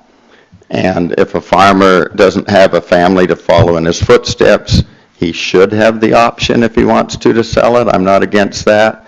But a little bit of me dies every time I see a farm go under homes or under a road or freeways, parks, or anything else. And in talking to my sons and the rest of our family, we felt that this was the best thing to do to help preserve our options as we move forward. I was very pleased that 3 of my sons wanted to work with me. That also puts a lot of responsibility because you have to support them. We have the 3 sons and their wives, and they represent 10 of our 17 grandchildren. And so at night, if I worry about whether the produce is going to sell the next day, I try and think of them, and it inspires me to work a little harder. But we are very happy to be an island in Bountiful. I'm born and raised here. I was born in one house, moved into our grandparents' house 150 feet away, and then built a home halfway between. Those are the 3 homes along the bottom. My sons have built they actually are in Centerville, but that was just because they were allowed to build on the north end of where the Davis County piece is. So we're all right there. We're putting all of our properties, whether it's in Farmington, Davis County, under protection, and this will be the final vote that would put all of our pieces in. And if we are able to buy any more, the first thing we will do will be to apply to put it in agricultural protection. And so we would appreciate, of course, a vote. I don't know if you have any questions, but we want to keep farming. There's days I wonder why, but there's good things about it. And we hire a lot of young people that work on the farm. I don't know if any of you have worked on the farm ever, but you probably know somebody who has. My grandsons have worked with you. And so it's good, and it gets more important every year that young people learn how to work. Now, we haven't been able to sustain all of our harvesting by hiring young people because we lose, different than maybe 20 years ago. When school starts, they drop off, and we don't have many. So we do bring in some H-2A workers, and you house them and so forth, and because otherwise about half our produce is harvested from when school starts until frost. We do pay a lot of money into the economy. We pay about just close to $400,000 in wages a year. That a lot of it ends up in the south end of Davis County.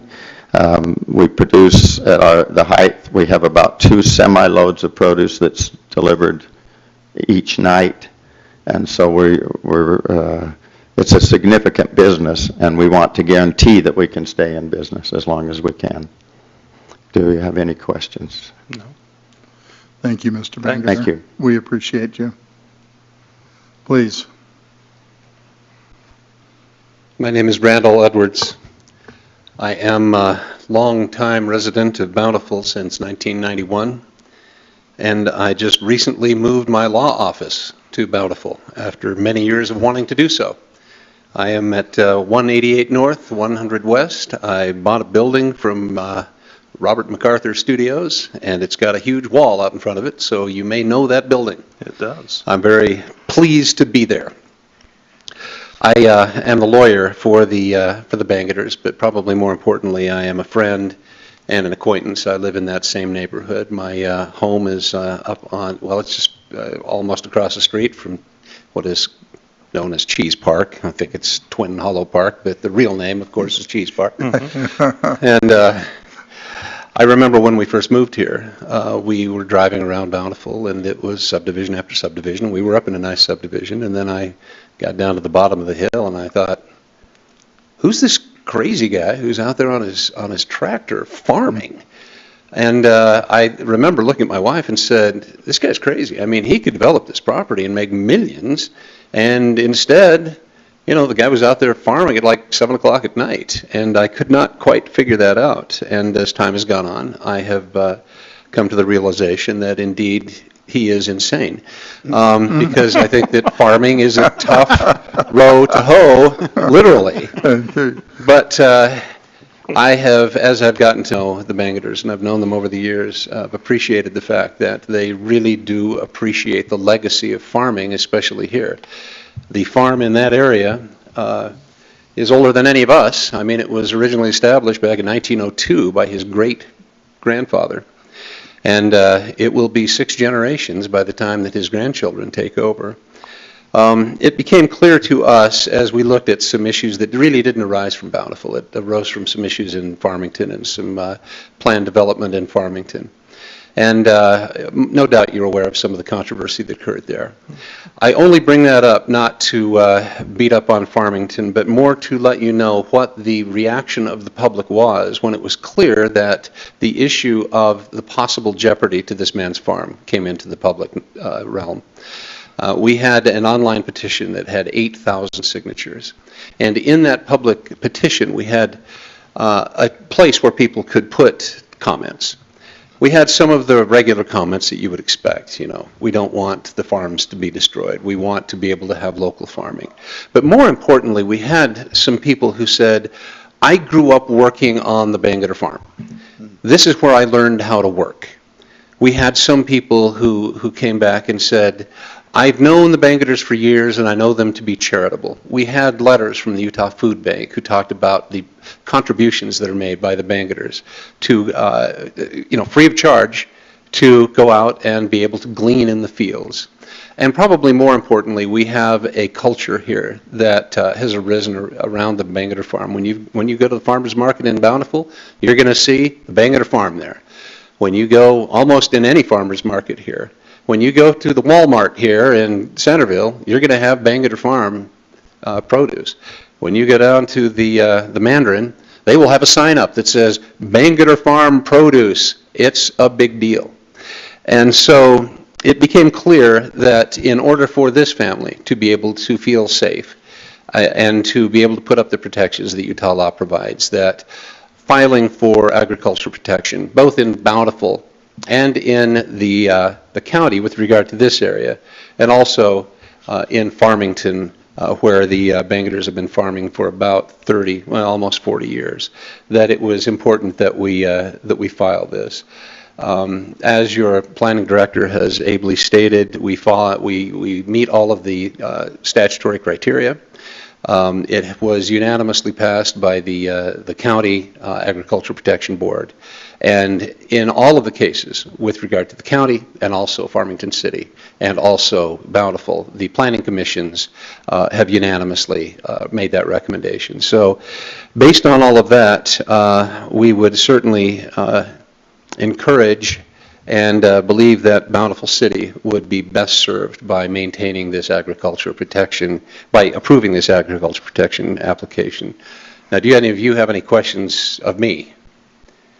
If not, hey, I bill by the hour, so I'll sit down and save some money. Thank you, Mr. Edwards. Again, we appreciate you. Anyone else that would like to make a comment? Please.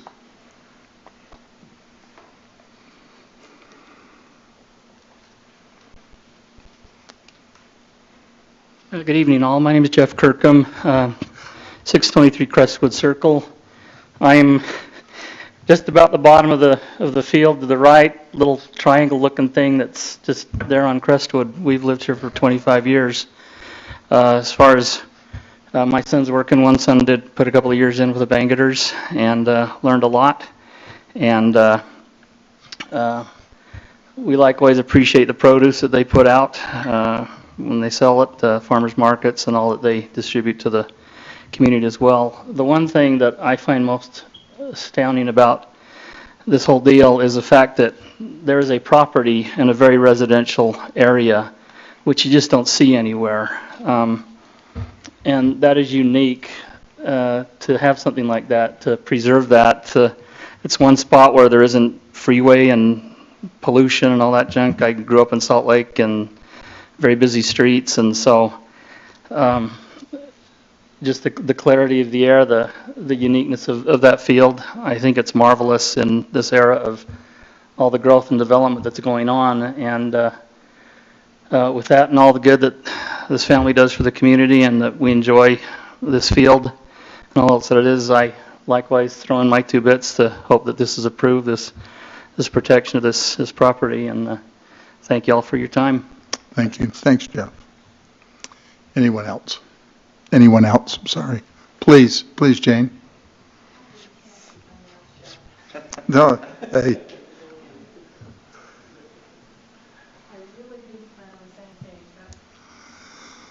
I drive by that field, and there's not a time that I go by that field that I don't pause and look, and I'm in awe.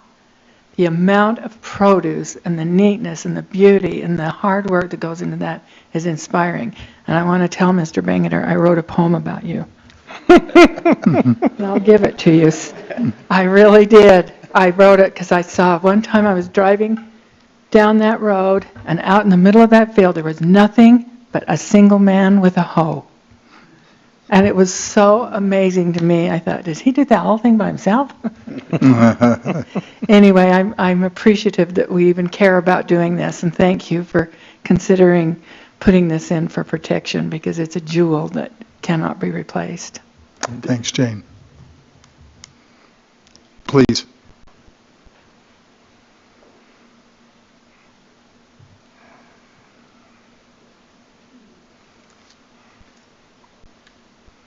Did not come intending to speak, but I am a neighbor right on this field, and I just wanted to add in my 2 cents worth. My name's Janice Kasparian, and we have lived there for 26 years, and we love the Bangaters, we love the farm, we love the beauty of all of it, and we couldn't be more thrilled to have more and more generations of Bangaters live in there. If they have to build a few more tiny houses to fit them in, that would be great, because Bangaters as a family, all of them are as quality people as you could get, and we want to keep them here. So let's let them have their lifestyle and keep it going for many generations. Thank you, Janice. Anyone else?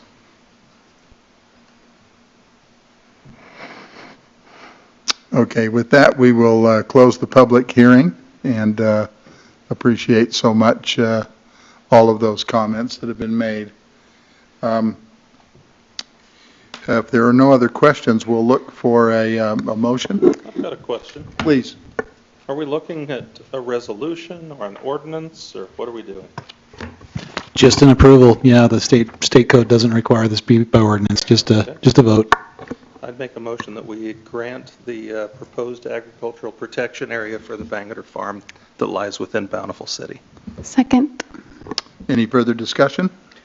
I just have a little thing I have to mention, and that is that I picked beans at the Bangater Farm, and it is where I learned to work. It is such a, I can speak to everybody else having done that. I think it's the hardest I've ever worked, and I wouldn't trade that experience, and I'm so grateful for what you have done for so many. So thank you. Can I make a comment? Sure, Mayor? please. I was born and raised in Box Elder County, and as this age of this young man right here, I thin sugar beets. If you ever been ever on a farm and know that's probably one of the hardest jobs is thinning sugar beets. And I got paid $1 per row. And the row went from Tremont to Brigham City. And at the end of a good day, I probably came home with $8. And every time I drive by that piece of property, it reminds me of my childhood. My grandfather was a cattle rancher, Box Elder County. I mended many a fence. I chased down many a steer. But the hardest of all was thinning sugar beets. And so I have a lot of respect for the Bangers for the willingness to maintain a farm and giving our opportunity to our young people to work. And I feel that's where I learned how to work, was on a farm. So thank you very much for your willingness to maintain this and such a beautiful way you maintain it. It's an inspiration to us all. Thank you. Thank you. So I've had a motion and a second. Any further discussion? All in favor? Aye. Any opposed? So that passes, and we're glad. And I have to make a comment. You know, I was born in Malad, but I was only there for a little while. I grew up around Granite High School, but we went to Malad and Downey because that's where my family was from. And I just, you know, I am getting older. When I was really little, though, we would come through Bountiful. There was no freeway. I know you young people can hardly believe that, but we had to drive through every light in Roy. It seemed like there was 100 of them. But when we got to Bountiful, the Slim Olson's was still there, and it was there, and it cost us 15 cents for a gallon of gas. But my mom would always want to stop and get produce here, and I don't know that it was Bangerter's, but I suspect that it was one of those farms or your farm. And for some reason, like Chris just said, that property, when I go by it, it ties me a little bit to Malad. It ties me to those trips that I made to Idaho all the time. And although I don't know you really well, Alan, I just have a ton of respect for what you do. And you've helped me have a couple of my grandkids learn how to work. And that's a little tougher nowadays, just like you said. So appreciate it very much. And we're really happy to support you. We're enthusiastic to support you on this. Yep. Okay, with that, we'll turn some time now over to Chad Wilkinson. Thank you. Thank you again. Yep, you're welcome. Mayor and council, this next application is to consider a alcohol license, beer license at Corner 22 Food Mart. This is located at 2065 South Orchard Drive, right there on the corner. Corner 22 was recently purchased by another individual. The state requires that whenever we have an ownership change that we issue a new beer license. This business has had a beer license for many years. This is simply an ownership change. The application's been reviewed by the police department and the city attorney, as well as planning and business license staff, and we're all recommending approval of this license. So moved. Second. With a comment. Yes, please. Doesn't the ownership of Corner 22 transition more than any other beer license holder in Bountiful combined? We've had quite a few over the Ichiban place over there too in the last few years, so but they probably would tie each other. Yeah. Yeah, there's a lot. Okay.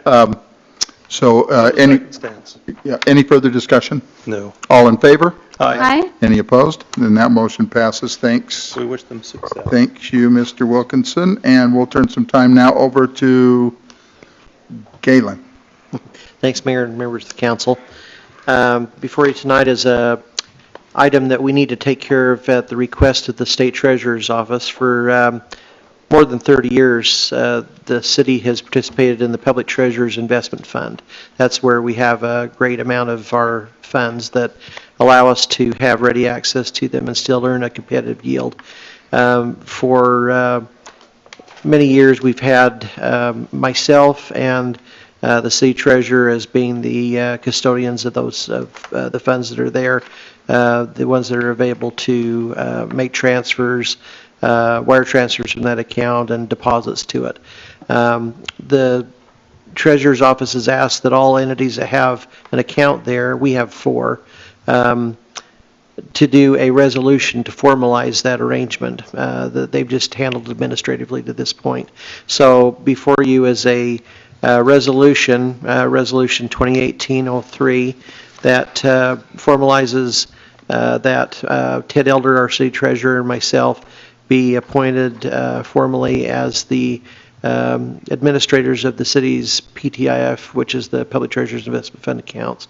And there's an attachment that would be sent back, and that's Exhibit A, that would be sent back to the Public Treasurer's Investment Fund that would formalize that, and Gary Hill would be the signatory on that. So would ask for your approval of formalizing that arrangement through this method.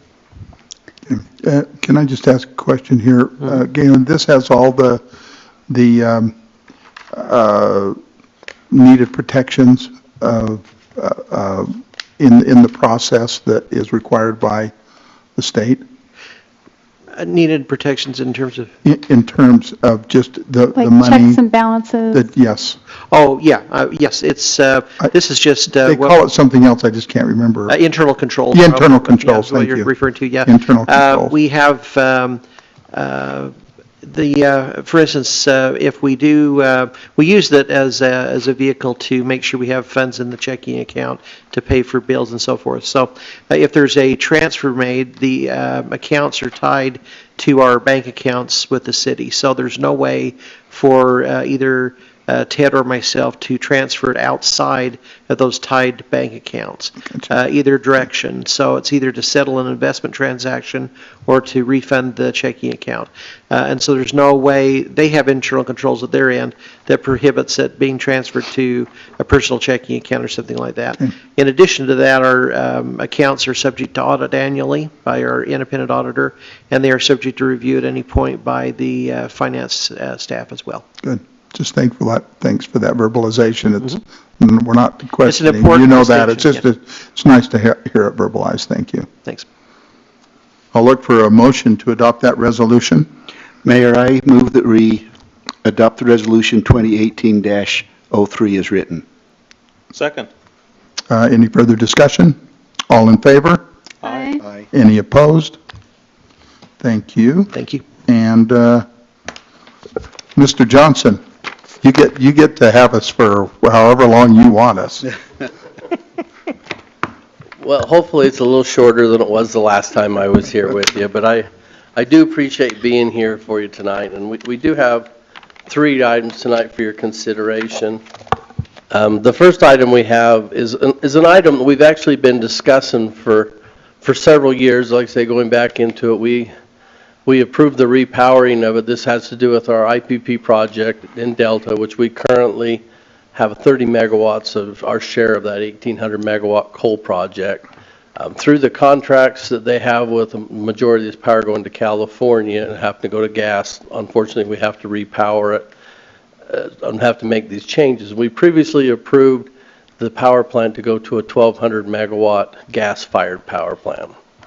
As we have moved on through the process, it's become very apparent that the Utah entities can't take in the necessary power, and the California entities, with all of the renewable requirements that they have, they're not going to be able to take it. And they're now looking to have to go to an alternate power supply, which is still a gas project, but it would go to 840 megawatts. And this 840 megawatts meets their needs. It also is what they need to be required to maintain, though. They have a DC voltage line which transmits power from the plant or from Utah down to California. So it's sized to maintain the plant as well as supply energy to them. This is one of those things that still brings all the same capabilities that our other project had, as far as we can let California use all the power. They'll take it all. If we want it, we can call it back with an 18-month notice. We can call it back for a summer season, which is the 4 months in the summer, or we could use it for the winter season. We have used this a number of times over the years when power prices have gone up, and we're looking out in the future to bring back summer power. So it's been a very advantageous project, even though we haven't used a huge amount of power out of it. It's been a great savings bank for power to back up what we're doing. And if we can buy power cheaper, we let California pay for it, and if we don't, we're able to bring it back and supply power to us. So it's been an integral part of our power resource, and would like to continue to do that. This has, been going through, obviously, discussions here and at the Power Commission. We did go through that detail again this morning, and that comes with their favorable recommendation. So it would be the staff and the Power Commission, as well as the city manager and the city attorneys looked over the contracts, that we approve the resolution 2018-04 for the alternate repowering for an 840 megawatt gas-fired power plant at the Delta, Utah site. Any questions from the council? Alan, will the coal-fired portion of that plant continue to be used for a period of time after the gas is online? No, because the same power is going to go. They anticipate having this project built and commissioned and on fire for summer of 2025, at which that point they will shut the coal plant down. Okay. The contract goes through 2027, so there's a change of ownership. Those percentages will stay in line for 2 more years before this new contract takes into place. But the coal plants will shut down at the same time the gas plant does come up. Very good. How long does it take the turbine to stop spinning on that coal plant once they shut the power down? Oh, not very long. I mean, the turbine will spin down for a couple of minutes once you take all the pressure away. I mean, it might be 5 or 10 Maybe minutes. It's the generator. Somebody told me once it took like a week for the whatever's spinning, generating electricity in that thing to stop after they turn it off. No, it's not that long. I mean, was it's just a lie, is that what you're telling me? well, no. There's the generator's got a flywheel and it's heavy and it will keep it going for some time afterwards. But it's not a week. But it does take, if you have a tube failure or something and you have to cool it down and get in the boiler, it takes a couple of days before it cools down enough to be able to get back into it when they shut down. So. Interesting. Thank you. Good, he got it to 2 days though for you. A week to 2 days, There we we're making go. progress. Any further questions? If not, I'll look for a motion. Happy to make a motion that we pass Resolution 2018-04 and ask you, Mr. Mayor, to sign the alternative repowering agreement for IPP. Thank you. Second. Any further And I discussion? need to speak into the mic. All in favor? Aye. Any opposed? And that passes. And still with you. All right, the next one we have, again, has to do with the IPP project. One of the things that, as you go along with any project, you have housekeeping that needs to be done. And we've been dealing with this since like 2011. There's been multiple things that have come up. So they've got what they're calling the fifth amendment to their operating agreement. And it includes the 12 items here that's listed. I'll be glad to go through those in detail. But they're not anything of any significance. They're just items that make it, as we're starting to build this new project, to make sure that the bond council is happy and the underwriters are happy that they've actually got all their I's dotted and their T's crossed onto this amendment. So this is nothing substantial. It's not changing how they operate. It's just basically clarifying for the legal people that are going to be looking at this as they start bonding into the millions and billions of dollars on this project, that they've got everything in order to get the best price possible. Yeah. Anybody on the council need him to go through those 12 points? I think we've looked at those. Yes. Yeah. Okay. Okay. So anyway, it would be, again, the Power Commission staff's recommendation that we do move for you to approve the Resolution 2018-05 for the Fifth Amendment to the operating agreement for the IPP project. Yeah. Any questions to Mr. Johnson? If not, I'll look for a motion. Mayor, I'll move that we adopt Resolution 2018-05 as presented by Mr. Alan Johnson. Second. Any further discussion? All in favor? Aye. Aye. Any opposed? That is moved positive. And again, All right, the third one is 2 weeks ago when we was here and we had the work session, we talked about the carbon-free project through UAMPS, which is the small modular nuclear project, which is located, as I tell people, it's near Idaho Falls, but I was reminded this morning, it's not really near it. It's 30 or 40 miles outside, but I mean, that's, as I told them, that's nearer than it is to Bountiful, but that was the nearest landmark that people understand. But as we're looking for this, we're moving into the next phase where we'd like to move it into the power cells contract, which does include several off-ramps as we discussed, and of course the first one is a year from now. It was, again, going back through with the staff and the Power Commission, we've gone through detail, looking at our future power needs into the future and the fact that as the coal plants are shutting down, looking at what we need renewable, this would be a clean, carbon-free alternative to keep our baseload resource that Bountiful needs to go into the future. So again, it would be the Power Commission staff's favorable recommendation that we move for approval to move forward with a 5 megawatt subscription of this. The 10 megawatts would have been 100 at 150 megawatts, so this could be somewhere between 50 to 70,000, depending on the final number as it settles out to move through the next final year, which would be also included in our current budget as we work our way back through that. That number is identified. So it'd be our recommendation that we approve the authors of the city to approve the resolution 2018-06 for the power sales contract, the UAMPS carbon-free power project. Any questions? Just one. Yes, please. Alan, in the second paragraph of the write-up, it says that the budgeted number could be increased if additional subscribers are found. Is that supposed to be decreased if additional subscribers are found? No, to probably explain that a little bit better. Please. Right now, the project needs 600 megawatts to be fully subscribed. Oh, you mean subscribers for power later on? Yeah, so I thought this was basically, subscribers to fund the project. No. Okay. So basically, if we have another entity or group of people that come by and we end up getting a full subscription within the next year, we would amend the finance and start moving it forward. Okay. We've just limited this first year to try and get a few more subscribers before we start moving forward with the project. Good question, though, Richard. That's a good explanation. Could I ask a question? Sure. When do you expect us to be fully off of coal power? If we get full subscription, and like I say, there's still some if to that, because currently going through the group, there's a possibility that we will not get the 150 megawatts required through UAMPS, and we'll have to find some new members to move forward. But should that happen here, and they were hoping to have this by basically the 1st of May, which we're obviously past that, it is scheduled to be online on summer of 2027. So as we slip back, that number is also going to become slipping. And that's when coal stops? Our coal in our IPP project to be 2025. There is, as we talked about our San Juan resource, there is a lot of discussion with shutting that plant down June of 2022. So between that process and this 2027 timeframe, we are going to have to go out on the market and buy a strip of power like we have to fill in for that gap. We will not have an overlap. We'll actually have a shortage in between them. But Chris, you see that on this resolution, this isn't the IPP. This is the UAMPS, and it is the atomic plant.